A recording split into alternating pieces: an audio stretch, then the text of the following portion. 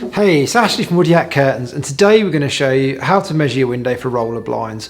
For this, you only need 3 pieces of equipment.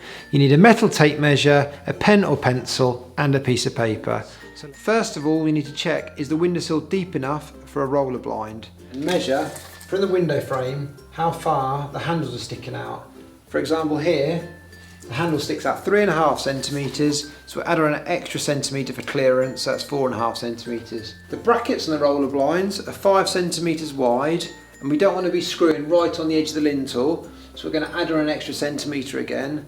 So 6 add 4.5 is 10.5 centimetres total, so that's the minimum width of our windowsill.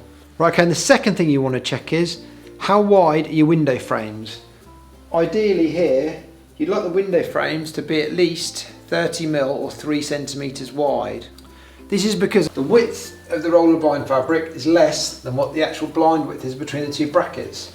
So if you pass those 2 steps, your windowsill's deep enough and your frames are at least 30mm or 3 centimetres, you can now go ahead and take your measurements. The plaster in buildings can tend to vary like 5 or 10mm, so we always measure it in 3 places. So for the width, start at the bottom and go 115.3, 115.5 centimetres and 115.5 centimetres.